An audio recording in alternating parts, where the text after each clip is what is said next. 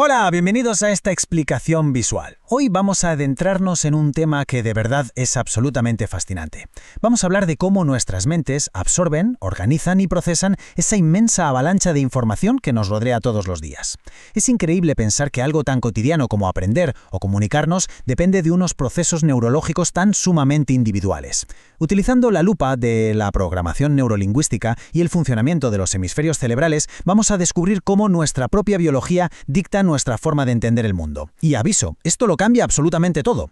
Imaginemos por un momento esta situación tan típica. Nos presentan a alguien nuevo en una reunión. Pasan un par de días y al intentar recordar a esa persona, ¿qué es lo primerísimo que nos viene a la cabeza? ¿Es su cara, con todos sus detalles? ¿O a lo mejor lo que resuena es su nombre o cómo sonaba su voz? ¿O simplemente nos quedamos con una impresión general? Esa especie de sensación de si nos cayó bien o mal. Pues bien, esta simple anécdota nos revela de golpe que existen distintas vías neurológicas. Básicamente que no todos registramos la realidad de la misma manera. Así que para desgranar todo esto, vamos a seguir una ruta muy clara. Primero, veremos cómo procesamos la información. Segundo, los canales visual, auditivo y kinestésico. Tercero, el papel de los hemisferios. Y cuarto, estrategias en el aula. Arrancamos con el punto 1. ¿Cómo procesamos la información? El modelo de la programación neurolingüística, o modelo BAC para abreviar, plantea una idea clave. Nos dice que tenemos tres grandes sistemas para representar mentalmente la información: los ojos, los oídos o el cuerpo. Obviamente todos utilizamos los tres, ¿verdad? Pero el truco está en que los usamos de forma muy desigual. Es literalmente como ir al gimnasio. Resulta que tenemos un músculo mental favorito que está súper desarrollado y los otros dos están, bueno, un poco fuera de forma. Entonces, alguien muy acostumbrado a la información visual absorberá imágenes rapidísimo, pero quizá desconecte con la información puramente auditiva. Ojo, ningún canal es mejor que otro, simplemente son más eficaces dependiendo de lo que estemos haciendo. Pasamos al punto 2. Visual, auditivo y kinestésico.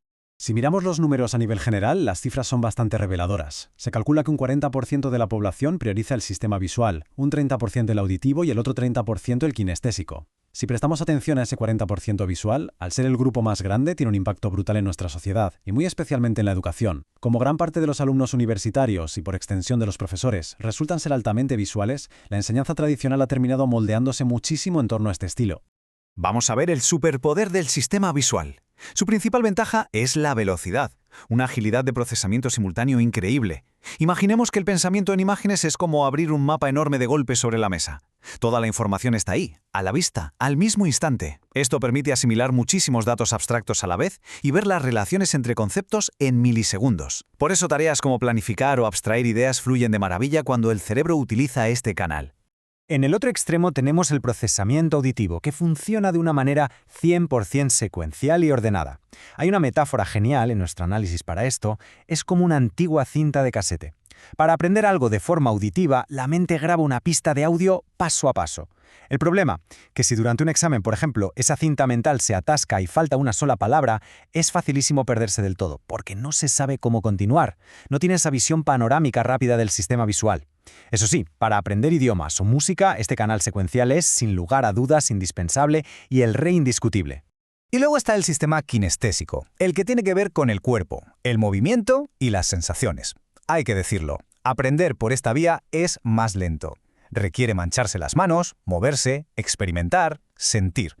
Pero, y aquí viene lo bueno, su gran recompensa es un aprendizaje profundo y totalmente imborrable. Es lo que llamamos memoria muscular. A lo mejor se nos olvida una lista de conceptos que leímos ayer, pero nadie olvida cómo montar en bicicleta, ¿verdad? O cómo escribir en un teclado sin mirar. Esa lentitud y paciencia del principio se acaba transformando en algo permanente, para toda la vida. Para aterrizar esto en el día a día, pensemos en algo tan concreto como la ortografía. Ante el reto de escribir una palabra difícil, una persona visual literalmente proyecta la palabra escrita en su cabeza antes de ponerla en el papel. Por eso suelen tener menos faltas. La mente auditiva, en cambio, la pronuncia por dentro y la escribe basándose en cómo suena, lo cual a veces induce a error. Y la kinestésica, pues necesita coger el bolígrafo, escribir la palabra físicamente y observar si al hacerlo le transmite buena espina. Se basan puramente en esa sensación de corrección muscular. Pero es que estas diferencias van mucho más allá de la ortografía. Moldean drásticamente el comportamiento general. Por lo general, las personas visuales son muy observadoras, organizadas y prefieren la tranquilidad.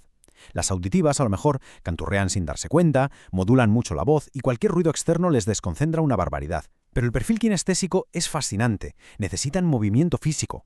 Así que ese estudiante que no para de hacer clic con el bolígrafo o que mueve la pierna debajo de la mesa sin parar, no es que esté aburrido o hiperactivo, para nada. Es simplemente su mecanismo neurológico fundamental para poder procesar y prestar atención a la realidad.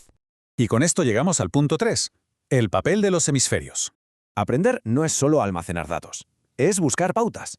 Una vez que la información entra, el cerebro tiene que darle sentido. Y aquí entramos en una división increíble. Tenemos el hemisferio lógico, normalmente el izquierdo, que procesa todo de forma secuencial. Va armando la realidad de las partes al todo, montando pacientemente las piezas de un rompecabezas una por una. Es puramente analítico. Pero por otro lado está el hemisferio holístico, normalmente el derecho, que hace exactamente lo contrario. Este capta todo del tirón, de un solo vistazo intuitivo y global. Ve la imagen completa primero y a partir de ahí empieza a entender las partes que lo componen. Lógicamente, cada hemisferio domina ciertas habilidades.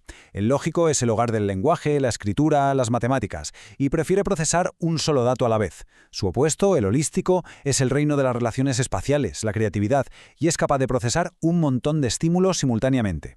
Ahora bien, es crucial entender que para cualquier tarea compleja necesitamos que ambos trabajen juntos, en equipo.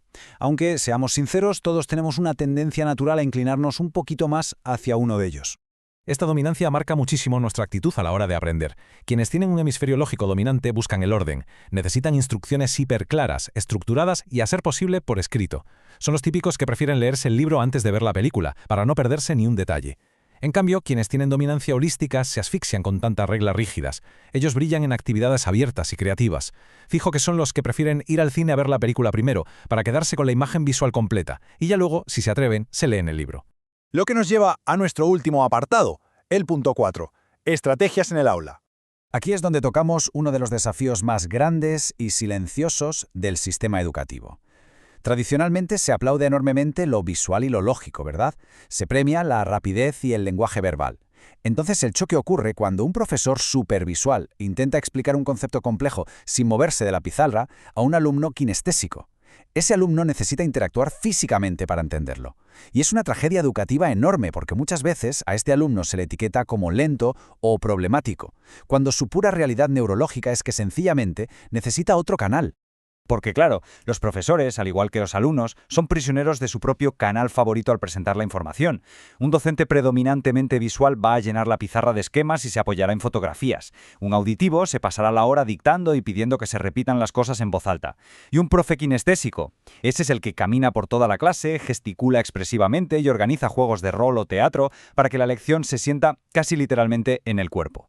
Así que, sabiendo esto, la clave del éxito comunicativo es pura acción y diversidad. Hay que atacar todos los frentes. Para captar a los visuales, mapas conceptuales, diagramas claros y fotos. Para mantener alerta la mente auditiva, debemos encender la conversación con debates, lecturas y entrevistas. Y para que los kinestésicos no se desconecten, es fundamental salir al terreno, trabajo de campo, experimentos de laboratorio y dejarles trastear. La riqueza de verdad ocurre cuando combinamos activamente todas estas herramientas.